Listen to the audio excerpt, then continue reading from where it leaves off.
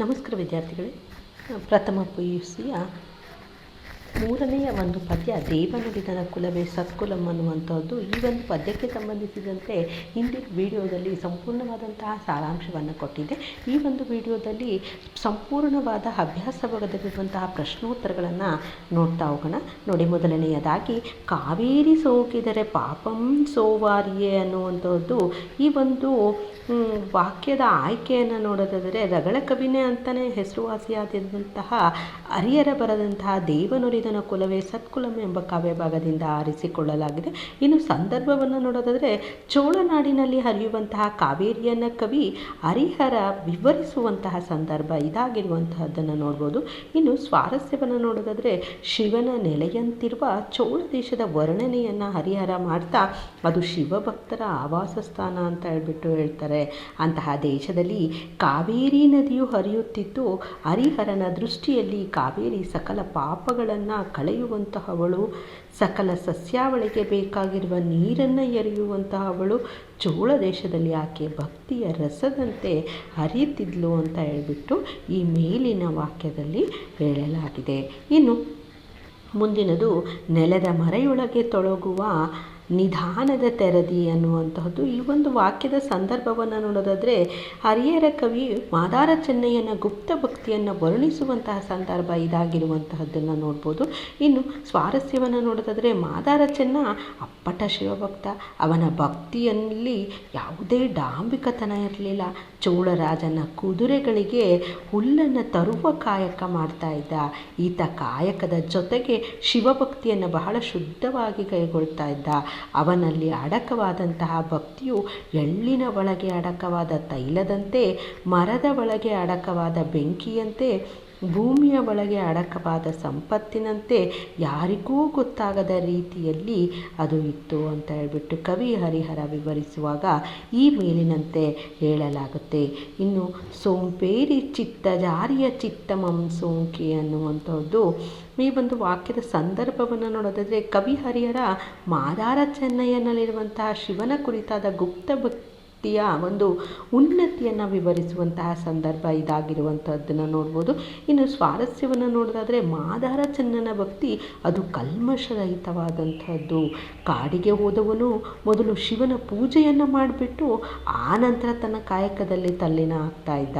ಹೀಗಿರುವಾಗ ಒಂದಿನ ಶಿವ ಅವನ ಭಕ್ತಿಯನ್ನು ಜಗತ್ತಿಗೆ ಸಾರುವ ಮನಸ್ಸನ್ನು ಹೊಂತಾನೆ.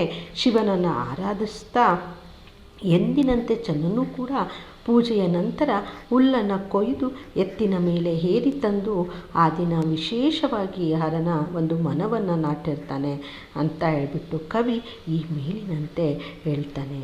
ಹಾಗೆ ಉಂಡನ ಭವಂ ಸ್ವರ್ಗ ಮರ್ತ್ಯಕ್ಕೆ ಪೊಸತಾಗಿ ಅನ್ನುವಂತಹದ್ದು.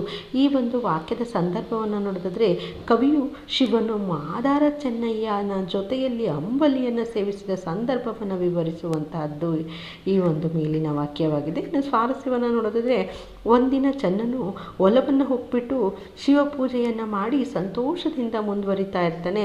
ಹುಲ್ಲು ಕೊಯ್ದು ತನ್ನ ಎತ್ತಿನ ಮೇಲೆ ಏರ್ಕೊಂಡು ಆದರದಿಂದ ಮನೆಗೆ ಬೇಗನೆ ನಡೆದು ಬರ್ತಾನೆ.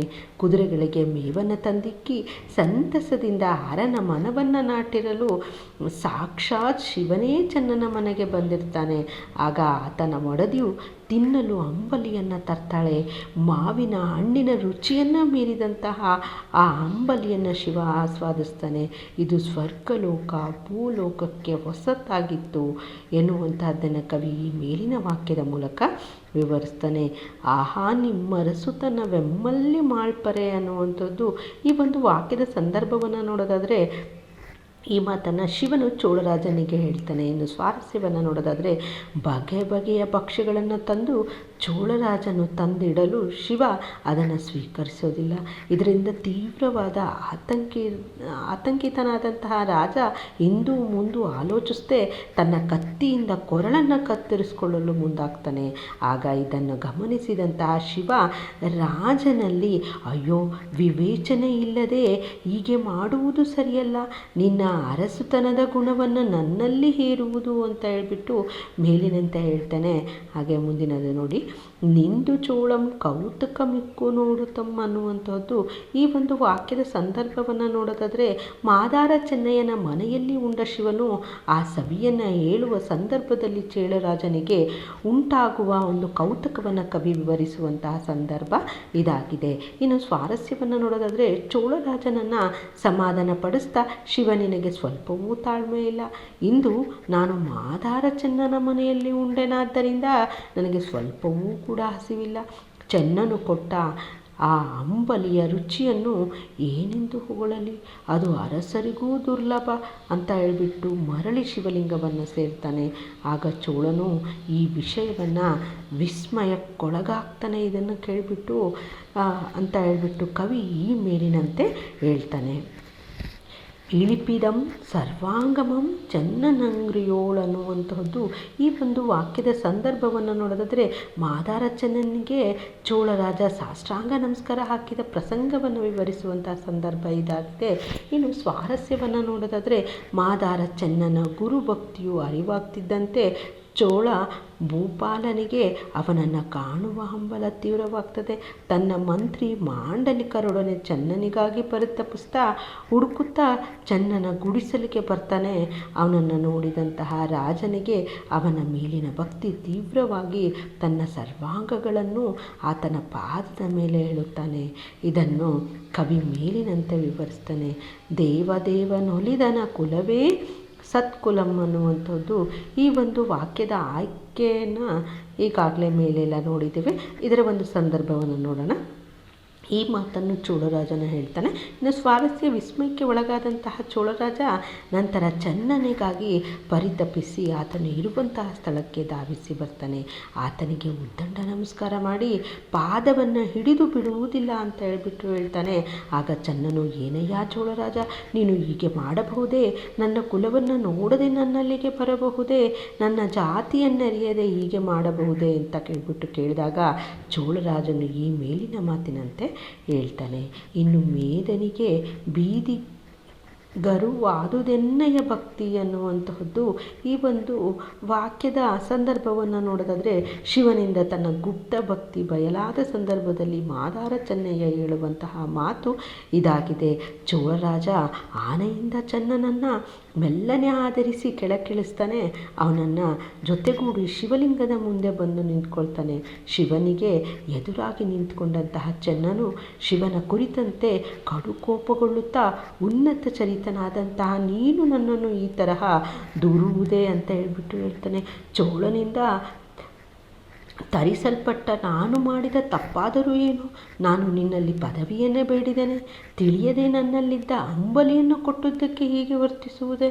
ಚಂದ್ರಧರನಾದ ನೀನು ಈ ರೀತಿ ದೂರುವುದೇ ಅಂತ ಹೇಳ್ಬಿಟ್ಟು ಈ ಮೇಲಿನಂತೆ ಹೇಳ್ತಾನೆ. ಇನ್ನು ಒಂದು ವಾಕ್ಯದ ಒಂದು ಪ್ರಶ್ನೋತ್ತರಗಳನ್ನು ನೋಡೋಣ. ಚೋಳ ದೇಶವು ಯಾರಿಗೆ ನೆಲೆಯಾಗಿತ್ತು ಅನ್ನುವಂಥದ್ದು. ಚೋಳ ದೇಶವು ಶ್ರೀ ಶಿವನ ನೆಲೆಯಾಗಿತ್ತು. ಅಂದರೆ ಚೋಳ ದೇಶವನ್ನು ಆಳ್ತಾ ಇದ್ದ ದೊರೆ ಯಾರು ಅಂತಂದರೆ, ಚೋಳ ದೇಶವನ್ನು ಆಳ್ತಾ ಇದ್ದಂತಹ ದೊರೆ ಅಂದರೆ ಕರಿಕಾಲ ಚೋಳ. ಚೆನ್ನಯ್ಯನು ಮಾಡುತ್ತಿದ್ದಂತಹ ಕಾಯಕ ಯಾವುದು ಅಂತಂದರೆ, ಆತ ಚೋಳರಾಜನ ಕುದುರೆಗೆ ಮೇವಿನ ಹುಲ್ಲನ್ನು ತರುವ ಕಾಯಕವನ್ನು ಮಾಡ್ತಾ ಇದ್ದ. ಇನ್ನು ಚೆನ್ನಯ್ಯನು ಹುಲ್ಲನ್ನು ಯಾವುದರ ಮೇಲೆ ಹೇರ್ಕೊಂಡು ಬರ್ತಾ ಇದ್ದ ಅಂತಂದರೆ, ಚೆನ್ನಯ್ಯನು ಹುಲ್ಲನ್ನು ಮೈಲಿನ ಮೇಲೆ ಏರಿಕೊಂಡು ಬರುತ್ತಿದ್ದನು. ಹಂಗಂತಂದರೆ ಮೈಲನು ಅಂತ ಅಂದರೆ ಒಂದು ಬೂದು ಬಣ್ಣದ ಎತ್ತಿನ ಮೇಲೆ ಅವನು ಯಾವುದ್ರ ಮೇಲೆ ಹುಲ್ಲನ್ನು ತರ್ತಾ ಇದ್ದ ಅಂದರೆ ಎತ್ತಿನ ಮೇಲೆ ಹುಲ್ಲಿನ ಹೊರೆಯನ್ನು ಏರ್ಕೊಂಡು ಆತ ಮೇವನ್ನು ತರುವಂತಹ ಒಂದು ಕಾಯಕದಲ್ಲಿ ತೊಡಗಿದ್ದ. ಇಲ್ಲಿ ಕೊಟ್ಟಿರುವಂತಹದ್ದು ಏನು? ಮೈಲಿನ ಮೇಲೆ ಹೇರಿಕೊಂಡು ಬರ್ತಾ ಇದ್ದ ಅಂದರೆ ಎತ್ತಿನ ಮೇಲೆ. ಮೈಲನ ಅಂತಂದ್ರೇನು? ಎತ್ತು ಅಂತ ಅರ್ಥ. ಅದು ಬೂದು ಬಣ್ಣದ ಒಂದು ಎತ್ತಿನ ಮೇಲೆ ಹುಲ್ಲಿನ ಹೊರೆಯನ್ನು ಹೊತ್ಕೊಂಡು ಬರ್ತಾ ಇದ್ದ ಯಾರು? ಚೆನ್ನಯ್ಯ. ಶಿವನು ಯಾರ ಜೊತೆ ಊಟ ಮಾಡ್ತಾನೆ ಅಂದರೆ, ಶಿವನು ಮಾದಾರ ಚೆನ್ನಯ್ಯನ ಜೊತೆ ಊಟ ಮಾಡ್ದ. ಚೆನ್ನಯ್ಯನನ್ನು ಹುಡುಕಲು ಚೋಳರಾಜನು ಯಾರನ್ನು ಕಳಿಸ್ತಾನೆ ಅಂದರೆ, ಆತ ದೂತರನ್ನು ಕಳಿಸ್ತಾನೆ. ಇನ್ನು ಚೋಳರಾಜನು ಚೆನ್ನಯ್ಯನನ್ನು ಶಿವಾಲಯಕ್ಕೆ ಹೇಗೆ ಕರೆತರ್ತಾನೆ ಅಂದರೆ, ಚೆನ್ನಯ್ಯನನ್ನು ಮಠದ ಆನೆಯ ಮೂಲಕ ಶಿವಾಲಯಕ್ಕೆ ಚೋಳರಾಜ ಕರೆತರ್ತಾನೆ. ಕೈಲಾಸದಲ್ಲಿ ಚೆನ್ನಯ್ಯನಿಗೆ ಯಾವ ಪದವಿ ಲಭಿಸುತ್ತೆ ಅಂತಂದರೆ, ಕೈಲಾಸದಲ್ಲಿ ಚೆನ್ನಯ್ಯನಿಗೆ ಗಣ ಪದವಿ ಲಭಿಸುತ್ತೆ. ಇನ್ನು 2-3 ವಾಕ್ಯದ ಪ್ರಶ್ನೋತ್ತರಗಳು. ಕಾವೇರಿ ನದಿಯ ಮಹಿಮೆ ಎಂತಹುದು ಅಂದರೆ, ಕಾವೇರಿಯು ಸಕಲ ಪಾಪಗಳನ್ನು ಕಳೆಯುವಂತಹ ಪಾಪನಾಶಿಯಾಗಿದ್ದಾಳೆ.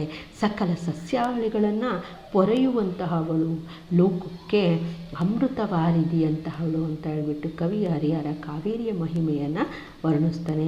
ಇನ್ನು ಚೆನ್ನಯ್ಯನ ಗುಪ್ತ ಭಕ್ತಿ ಯಾವ ರೀತಿಯದ್ದು ಅಂದರೆ, ಚೆನ್ನಯ್ಯನ ಗುಪ್ತ ಭಕ್ತಿಯು ಎಳ್ಳಿನಲ್ಲಿ ಅಡಕವಾಗಿರುವ ತೈಲದಂತೆ, ಮರದೊಳಗೆ ಕಟ್ಟಿಗೆಯೊಳಗೆ ಅಡಕವಾಗಿರುವ ಅಗ್ನಿಯಂತೆ, ನೆಲದಲ್ಲಿ ಅಡಕವಾಗಿರುವ ನಿಧಾನದಂತೆ ಅಗೋಚರವಾದದ್ದು. ಇನ್ನು ಶಿವಲಿಂಗವನ್ನು ಯಾವ ಯಾವ ಹೂಗಳಿಂದ ಸಿಂಗರಿಸಲಾಗಿತ್ತು ಚೆನ್ನಯ್ಯನನ್ನ ಅಂತಂದರೆ, ಚೆನ್ನಯ್ಯನು ಪರಿಮಳಯುಕ್ತವಾದ ಮಲ್ಲಿಗೆಗಳಿಂದ ವಿಸ್ತಾರವಾದ ಕಂಪನ್ನು ಬರುವ ಸಂಪಿಗೆ, ಮರುಗ, ಪಡ್ಡಳಿ, ಸುರಗಿ, ಸುರವನ್ನೆ, ಜಂಗಣಿ ಗಿಲೆಗಳಿಂದ ಹೂಗಳಿಂದ ಶಿವಲಿಂಗವನ್ನು ಚೆನ್ನಯ್ಯ ಸಿಂಗರಿಸ್ತಾ ಇದ್ದ. ಇನ್ನು ಚೋಳರಾಜ ಚೆನ್ನಯ್ಯನ ಪಾದಗಳನ್ನು ಹಿಡಿದಾಗ ಅವನ ಪ್ರತಿಕ್ರಿಯೆ ಏನು ಅಂದರೆ, ಚೆನ್ನಯ್ಯನ ಪಾದಗಳನ್ನು ಹಿಡಿದಾಗ ಚೆನ್ನಯ್ಯ, ಏನಯ್ಯ ಚೋಳರಾಜನೇ, ಭಾನುಕುಲ ದರ್ಪಣನಾದಂತಹ ನೀನು ಹೀಗೆ ಮಾಡುವಂತಹದ್ದೇ, ನನ್ನ ಜಾತಿ ಯಾವುದು ಎಂಬುದನ್ನು ಅರ್ಥ ಮಾಡಿಕೊಳ್ಳದೆ ಈ ರೀತಿ ಮಾಡುವುದೇ ಅಂತ ಹೇಳಿಬಿಟ್ಟು ಆತ ಪ್ರತಿಕ್ರಿಯಿಸ್ತಾನೆ. ಇನ್ನು ಶಿವನ ಮೇಲೆ ಚೆನ್ನಯ್ಯನ ಮುನಿಸಿಕೊಳ್ಳಲು ಕಾರಣವೇನು ಅಂತಂದರೆ, ಶಿವನ ಅರಿಯದೆ ಅಂಬಲಿಯನ್ನು ನೀಡಿದ್ದಕ್ಕೆ, ಶಿವ ಅಂತ ಗೊತ್ತಿಲ್ಲದೆ ಅಂಬಲಿಯನ್ನು ನೀಡಿದ್ದಕ್ಕೆ ನೀನು ನನ್ನ ಗುಪ್ತ ಭಕ್ತಿಯನ್ನು ಚೋಳರಾಜನ ಮೂಲಕ ಬಹಿರಂಗ ಮಾಡಿ ಈ ರೀತಿಯಾಗಿ ದೂರುವುದೇ ಅಂತ ಹೇಳ್ಬಿಟ್ಟು ಅವನ ಮೇಲೆ ಚೆನ್ನಯ್ಯ ಮುನಿಸ್ಕೊಳ್ತಾನೆ. ಇನ್ನು ಶಿವನು ಚೆನ್ನಯ್ಯನನ್ನು ಹೇಗೆ ಸಮಾಧಾನ ಪಡಿಸ್ತಾನೆ ಅಂದರೆ, ಕೊರಳನ್ನು ಕತ್ತರಿಸಿಕೊಳ್ಳಲು ಮುಂದಾದಂತಹ ಚೆನ್ನಯ್ಯನ ಎದುರು ಅವನು ಪ್ರತ್ಯಕ್ಷವಾಗಿ ವಿಚಾರ ಮಾಡದೆ ಮರೆತು ಚೋಳನಿಗೆ ಹೇಳಿದ. ಅದಕ್ಕಾಗಿ ಈ ರೀತಿ ಕಾರ್ಯ ಸರಿಯಲ್ಲ ಅಂತ ಹೇಳ್ಬಿಟ್ಟು ಚೆನ್ನಯ್ಯನನ್ನು ಸಮಾಧಾನ ಪಡಿಸ್ತಾನೆ. ಮುಂದಿನದು 5-6 ವಾಕ್ಯಗಳಲ್ಲಿ ಉತ್ತರಿಸುವಂತಹ ಪ್ರಶ್ನೆಗಳು. ಚೆನ್ನಯ್ಯ ತನ್ನ ಕಾಯಕವನ್ನು ಹೇಗೆ ಮಾಡ್ತಾ ಇದ್ದ ಅಂದರೆ, ಮಾದಾರ ಚೆನ್ನನು ಕರಿಕಾಲ ಚೋಳ ಆಳ್ತಾ ಇದ್ದಂತಹ ರಾಜ್ಯದಲ್ಲಿ ಇರುವಂತಹ ಒಬ್ಬ ಅಪ್ಪಟ ಶಿವಭಕ್ತ. ಈತ ಮಾದಿಗ ಎನ್ನುವ ಕೆಳಪಂಗಡಕ್ಕೆ ಸೇರಿದಂಥವನಾಗಿದ್ದ. ಹೆಸರಿಗೆ ಅನ್ವರ್ಥವಾಗಿ ಬದುಕ್ತಾ ಇದ್ದ. ಈತ ರಾಜನ ಲಾಯದಲ್ಲಿ ಕುದುರೆಗಳಿಗೆ ಮೇವನ್ನು ಪೂರೈಸುವ ಕಾಯಕ ಮಾಡ್ತಾ ಇದ್ದ. ಚೆನ್ನನ ಉದಯ ಸಮಯದೊಳಗೆ ಎದ್ದು ಕಾಡಿಗೆ ಹೋಗಿ ನಿರ್ಮಲವಾದ ನದಿ ತೀರಕ್ಕೆ ಹೋಗಿ ನುಣ್ಣನೆಯ ಮರಳಿನ ದಿಣ್ಣೆಯಲ್ಲಿ ಹಸಿರು ಪತ್ರೆಗಳನ್ನು ಹಾಸಿ ಶಿವನನ್ನು ಧ್ಯಾನಿಸ್ತಾ ಕಣ್ಣು ಮತ್ತು ಮನಸ್ಸನ್ನು ತುಂಬಿಸ್ಕೊಳ್ತಾ ಇದ್ದ. ನಂತರ ವಿಧ ವಿಧವಾದ ಹೂಗಳನ್ನು ತಂದು ಶಿವಲಿಂಗವನ್ನು ಸಿಂಗರಿಸುತ್ತಾ ಭಕ್ತಿಯಿಂದ ಪೂಜಿಸಿ, ನಂತರ ಕುದುರೆಗೆ ಬೇಕಾದ ಹುಲ್ಲನ್ನು ಕೊಯ್ದುಕೊಂಡು ತನ್ನ ಎತ್ತಿನ ಮೇಲೆ ಹೇರಿಕೊಂಡು ಹಿಂತಿರುಗ್ತಾ ಇದ್ದ. ಚೆನ್ನನ ಈ ಭಕ್ತಿ ಗುಪ್ತವಾಗಿತ್ತು. ಯಾರಿಗೂ ಕೂಡ ಈತ ಶಿವನ ಪರಮ ಭಕ್ತ ಎಂದು ಹೇಳಲು ಅಸಾಧ್ಯವಾಗಿತ್ತು. ಭಕ್ತಿಯಲ್ಲಿ ಎಷ್ಟು ನಿಷ್ಠನಾಗಿದ್ದನೋ ಕಾಯಕದಲ್ಲೂ ಕೂಡ ಅಷ್ಟೇ ನಿಷ್ಠನಾಗಿರ್ತಾ ಇದ್ದ. ಇನ್ನು ಶಿವನು ಚೆನ್ನಯ್ಯನ ಮನೆಯಲ್ಲಿ ಊಟ ಮಾಡಿದ ಪ್ರಸಂಗವನ್ನು ವಿವರಿಸಿ ಅಂತ ಕೇಳಿದರೆ, ಮಾದಾರ ಚೆನ್ನನು ಶಿವನ ಧ್ಯಾನವನ್ನು ಬಹಳ ನಿಷ್ಠೆಯಿಂದ ಮಾಡ್ತಾ ಇದ್ದ. ಆದರೆ ಅವನ ಭಕ್ತಿಯು ಬಹಳ ಗುಪ್ತವಾಗಿ ಸಾಗ್ತಾ ಇತ್ತು. ಹೊರಗಿನಿಂದ ಎಷ್ಟು ನಿಷ್ಠನವಾಗಿ ಕಾಯಕವನ್ನು ಮಾಡ್ತಾ ಇದ್ನೋ, ಒಳಗಿನಿಂದ ಅಷ್ಟೇ ನಿಷ್ಠವಾಗಿ ಶಿವನ ಭಕ್ತಿಯಲ್ಲಿ ತೊಡಗ್ತಾ ಇದ್ದ. ಉದಯ ಕಾಲದಲ್ಲಿಯೇ ಕಾಡಿಗೆ ಹೋಗಿ ಬಗೆ ಬಗೆಯ ಹೂವುಗಳಿಂದ ಲಿಂಗವನ್ನು ಸಿಂಗರಿಸಿ ಶಿವನನ್ನು ಧ್ಯಾನಿಸಿ ಮತ್ತೆ ತನ್ನ ಕಾಯಕವನ್ನು ಪೂರೈಸ್ಕೊಂಡು ಬಂದು ಚೋಳನ ಕುದುರೆ ಲಾಯಕ್ಕೆ ಇತರ ಕೆಲಸಗಾರರಂತೆ ಹುಲ್ಲನ್ನು ತಂದು ಹಾಕಿ ಮನೆಗೆ ಬಂದು ಶಿವನಿಗೆ ನೈವೇದ್ಯದ ರೂಪದಲ್ಲಿ ಅರ್ಪಿಸಿ ಅಂಬಲಿಯನ್ನು ಸ್ವೀಕರಿಸ್ತಾ ಇದ್ದ. ಈ ರೀತಿ ಭೂಲೋಕದಲ್ಲಿ 60 ವರ್ಷಗಳ ಕಾಲ ಇವನ ಶಿವ ಪೂಜೆಗೆ ಗುಪ್ತವಾಗಿ ನಡೀತಾ ಇತ್ತು. ಅದೊಂದು ದಿನ ಶಿವ ಈತನ ಭಕ್ತಿಗೆ ಒಲಿಯುತ್ತಾನೆ. ಹೀಗಿರಲು ಒಂದು ದಿನ ಚೆನ್ನನು ಒಲವನ್ನು ಹೊಕ್ಕು ಶಿವಲಿಂಗ ಪೂಜೆಯನ್ನು ಮಾಡಿ ಸಂತೋಷದಿಂದ ಮುಂದುವರಿದು ಹುಲ್ಲು ಕೊಯ್ದು ತನ್ನ ಎತ್ತಿನ ಮೇಲೆ ಹೇರಿಕೊಂಡು ಕುದುರೆ ಲಾಯಕ್ಕೆ ತಂದಿಕ್ಕಿ ಬಂದು ಶಿವನನ್ನು ನೆನೆಯುತ್ತಿರುವಾಗ ಆತನ ಮಡದಿ ಆತನಿಗೆ ಅಂಬಲಿಯನ್ನು ತಂದಿದ್ದಾಳೆ. ಮಾವಿನ ಹಣ್ಣನ್ನು ಮೀರುವ ಸ್ವಾದವುಳ್ಳ ಅಂಬಲಿಯು ಅವನನ್ನು ಸ್ಪರ್ಶಿಸಲು ಅದು ಅಮೃತದ ಕಡು ಸವಿಯ 100 ಮಡಿಯ ರುಚಿಯಾಗಿರಲು ಶಿವನು ಅದರ ಕಣವನ್ನು ದಣಿವರಿಯದೆ ಸವಿತಾನೆ. ಅದು ಆತನಿಗೆ ಬಹಳ ರುಚಿಕರವಾಗಿತ್ತು. ಸ್ವರ್ಗಲೋಕದಲ್ಲಿ ಆತ ಮತ್ತು ಭೂಲೋಕದಲ್ಲಿ ಹೊಸತು ಎನ್ನುವ ಹಾಗೆ ಶಿವನು ಚೆನ್ನನ ಮನೆಯಲ್ಲಿ ಊಟ ಮಾಡ್ತಾನೆ. ಇನ್ನು ಕರಿಕಾಲ ಚೋಳ ಶಿವನನ್ನು ಅರ್ಚಿಸುತ್ತಿದ್ದ ರೀತಿಯನ್ನು ವರ್ಣಿಸಿ ಅಂತ ಕೇಳಿದರೆ, ಚೋಳರಾಜನು ಬಹಳ ಗರ್ವದಿಂದ ಆಡಂಬರಯುತವಾಗಿ ಪೂಜೆ ಮಾಡ್ತಾ ಇದ್ದ. ಶಿವನು ಮಾದಾರ ಚೆನ್ನನ ಅಂಬಲಿಯನ್ನು ದಣಿವರಿಯದೆ ಆದಾಗಲೇ ಸೇವಿಸ್ತಾ ಇದ್ದರೆ, ಇತ್ತ ಕರಿಕಾಲ ಚೋಳರಾಜ ಶಿವಾಲಯವನ್ನು ಪ್ರವೇಶಿಸಿ ಶಿವಭಕ್ತನಿಗೆ ಭಕ್ತಿಯಿಂದ ಕೈ ಮುಗಿದು ದಿವ್ಯಾನ್ನ, ದೇವಾನ್ನ, ಅಮೃತಾನ್ನವನ್ನು ಉಣಬೇಕು ಅಂತ ಹೇಳ್ಬಿಟ್ಟು ಬಡಿಸ್ತಾನೆ. ನಂತರ ತಾನು ತಂದಿರುವ ಹಪ್ಪಳ ಮಣ್ಣಿನ ಒಂದು ಕುಡಿಕೆಯಲ್ಲಿ ಕೆನೆ ಹಾಲು, ತುಪ್ಪ, ಕೆನೆಯುಕ್ತ ಮೊಸರು, ಸಕ್ಕರೆ ಮುಂತಾದವುಗಳನ್ನು ಸಾಲಾಗಿ ಬಡಿಸಿಟ್ಟು ಹರನು ಉಣಲಿ ಅಂತ ಹೇಳ್ಬಿಟ್ಟು ಪರದೆಯನ್ನು ಮುಚ್ಚಿ ಶಿವನೇ ಸ್ವೀಕರಿಸು ಅಂತ ಹೇಳ್ಬಿಟ್ಟು ಸಂತೋಷದಿಂದ ನಮಸ್ಕರಿಸ್ತಾ ಇದ್ದ. ಹೀಗೆ ಕರಿಕಾಲ ಚೋಳ ಶಿವನನ್ನು ಅರ್ಚಿಸ್ತಾ ಇದ್ದ. ಇನ್ನು ಚೋಳರಾಜ ಚೆನ್ನಯ್ಯನನ್ನು ಹುಡುಕಿದ ಬಗೆ ಹೇಗೆ ಅಂತ ಕೇಳಿದರೆ, ಶಿವನಿಂದ ಮಾದಾರ ಚೆನ್ನನು ಭಕ್ತಿಯು ಅನಾವರಣವಾದಾಗ ಚೋಳರಾಜನು ಬಹಳ ಕೌತುಕದಿಂದ ಆತನನ್ನು ನೋಡುವ ಬಯಕೆಯನ್ನು ಹೊಂತಾನೆ. ಅವನಿಗಾಗಿ ತೀವ್ರವಾಗಿ ಪರಿತಪಿಸ್ತಾನೆ. ಸರ್ವಶ್ರೇಷ್ಠವಾದಂತಹ ಹರನಿಗೆ ಉಣಲಿದ್ದ ಶರಣಶ್ರೇಷ್ಠನನ್ನು ನೋಡುತ್ತೇನೆ, ಸಂತೋಷದಿಂದ ನಾನವನ ಕಾರುಣ್ಯವನ್ನು ಧರಿಸುತ್ತೇನೆ ಅಂದ್ಕೊಳ್ತಾ ನಡೆದು ಅಭ್ಯಾಸವಿರದ ಸುಖದ ಸುಪ್ಪತ್ತಿಗೆಯಲ್ಲೇ ಇದ್ದ ಚೋಳನು ಎಡಬಲದಲ್ಲಿ ಕಿರೀಟಪತಿಗಳಾದ ಮಂತ್ರಿ ಮಾಂಡಲಿಕರೊಡನೆ ನಡೆದುಕೊಂಡೇ ಬರ್ತಾನೆ. ಅತಿಯಾದ ಮನೋವ್ಯಾಕುಲತೆಯಿಂದ ಪುರಹರನಿಗೆ ಉಣಲಿಕ್ಕಿದ ಚೆನ್ನನನ್ನು ತೋರಿರಿ, ಗುರುಲಿಂಗದೊಡನೆ ಉಂಡ ಚೆನ್ನನನ್ನು ತೋರಿರಿ ಅಂತ ಹೇಳ್ಬಿಟ್ಟು ದಿಕ್ಕುಗಳಿಗೂ ಕೂಡ ಅವನನ್ನು ಹುಡುಕ್ಲಿ ಅಂತ ಹೇಳ್ಬಿಟ್ಟು ಭಟರನ್ನು ಕಳಿಸ್ತಾ ಕೊನೆಗೆ ಚೆನ್ನನಿರುವ ಗುಡಿಸಿಲ ಬಳಿಗೆ ಬಂದು ಚೆನ್ನನು ಮನೆಯೊಳಗಿದ್ದಾನೆಂದು ತಿಳಿಯುತ್ತಾನೆ. ಹೀಗೆ ಚೋಳರಾಜ ಚೆನ್ನನನ್ನು ಹುಡುಕ್ತಾನೆ. ಇನ್ನು 5ನೆಯ ಒಂದು ಪ್ರಶ್ನೆ, ಚೆನ್ನಯ್ಯನಿಗೆ ಶಿವನು ಗಣಪದವಿಯನ್ನು ನೀಡಿದ ಪ್ರಸಂಗವನ್ನು ನಿರೂಪಿಸಿ ಅಂತ ಕೇಳಿದರೆ, ಚೋಳರಾಜನು ಮಾದಾರ ಚೆನ್ನನನ್ನು ಹುಡುಕಿ ಕೊನೆಗೆ ಆತ ಸಿಕ್ಕಾಗ ಸಾಷ್ಟಾಂಗ ನಮಸ್ಕಾರ ಮಾಡ್ತಾನೆ. ಮಾತ್ರವಲ್ಲದೆ ಅವನನ್ನು ಆನೆಯ ಮೇಲೆ ಕುಳ್ಳರಿಸಿ ಪುರದಲ್ಲೆಲ್ಲ ಧ್ವಜವನ್ನು ಏರಿಸಲು ಆಜ್ಞಾಪಿಸ್ತಾನೆ. ಆನಂತರ ನಡೆತಂದು ಆನೆಯಿಂದ ಮೆಲ್ಲನೆ ಚೆನ್ನನನ್ನು ಆಧರಿಸಿ ಕೆಳಕ್ಕಿಳಿಸಿ ಮೆಲ್ಲನೆ ಬಂದು ದಾನನಿಧಿಯಾದ ಚೆನ್ನನು ಮುಂದಿರಿಸಿ ಒಡಗೂಡಿ ಬಂದು ಶಿವಲಿಂಗದ ಮುಂದುಗಡೆ ನಿಂತ್ಕೊಳ್ತಾನೆ. ಆಗ ಚೆನ್ನನು ಶಿವನ ಕುರಿತಂತೆ ಕೋಪಗೊಳ್ತಾ, ಉನ್ನತ ಚರಿತನಾದ ನೀನು ನನ್ನನ್ನು ಈ ತರಹ ದೂರುವುದೇ? ಚೋಳನಿಂದ ಹಿಡಿದು ತರಿಸಲ್ಪಟ್ಟೆ. ನಾನು ಮಾಡಿದ ತಪ್ಪಾದರೂ ಏನು? ನಾನು ನಿನ್ನಲ್ಲಿ ಪದವಿಯನ್ನು ಬೇಡಿದನೆ, ತಿಳಿಯದೆ ನನ್ನಲ್ಲಿದ್ದ ಅಂಬಲಿಯನ್ನು ಕೊಟ್ಟುದಕ್ಕೆ ಹೀಗೆ ವರ್ತಿಸುವುದೇ? ಚಂದ್ರಧರನಾದ ನೀನು ಈ ರೀತಿ ದೂರುವುದೇ ಅಂತ ಹೇಳ್ಬಿಟ್ಟು ಭೂಮಿಯಲ್ಲೆಲ್ಲ ನನ್ನ ಭಕ್ತಿ ಬಯಲಾಯಿತು. ಈ ಭಕ್ತಿ ನನಗೆ ಸಮಸ್ಯೆಯನ್ನೇ ತಂದೊಡ್ತು ಅಂತ ಹೇಳ್ಬಿಟ್ಟು ನೊಂದ್ಕೊಳ್ತಾ ಕತ್ತಿಯಿಂದ ಕೊರಳನ್ನು ಕತ್ತರಿಸ್ಕೊಳ್ಳಲು ಮುಂದಾಗ್ತಾನೆ. ಆಗ ಪ್ರತ್ಯಕ್ಷನಾದ ಶಿವ ಅವನನ್ನು ಸಮಾಧಾನಿಸ್ತಾ ಪರಿಣಾಮವನ್ನು ಅರಿಯದೇ ಮಾಡಿದ ಕಾರ್ಯಕ್ಕಾಗಿ ಕ್ಷಮೆ ಇರಲಿ ಅಂತ ಹೇಳ್ಬಿಟ್ಟು ಚೆನ್ನನಲ್ಲಿ ಹೇಳ್ತಾ ಹೂಮಳೆ ದುಂದುಬಿ ಮೊಳಗ್ತವಂತೆ ಆತನನ್ನು ಪುಷ್ಪಕ ವಿಮಾನದಲ್ಲಿ ಕುಳ್ಳಿರಿಸಿಕೊಂಡು ಕೈಲಾಸವನ್ನು ಪ್ರವೇಶಿಸಿ ಪಾರ್ವತಿಗೆ ಸಂತೋಷದಿಂದ ಚೆನ್ನನ್ನು ತೋರಿಸ್ತಾ ಚೆನ್ನನಿಗೆ ಗಣಪದವಿಯನ್ನು ನೀಡ್ತಾನೆ. ಇಷ್ಟು ನಿಮ್ಮ ದೇವ ನುಡಿದ ನಕುಲವೇ ಸತ್ಕುಲಂ ಅನ್ನುವಂತಹ ಒಂದು ಪದ್ಯಕ್ಕೆ ಸಂಬಂಧಿಸಿದಂತಹ ಸಂಪೂರ್ಣವಾದ ಪ್ರಶ್ನೋತ್ತರವಾಗಿತ್ತು. ಮುಂದಿನ ಒಂದು ಪದ್ಯ ಅಥವಾ ಗದ್ಯಗಳಿಗೆ ಸಂಬಂಧಿಸಿದಂತೆ ಮುಂದಿನ ವಿಡಿಯೋದಲ್ಲಿ ನೋಡೋಣ. ಧನ್ಯವಾದಗಳು.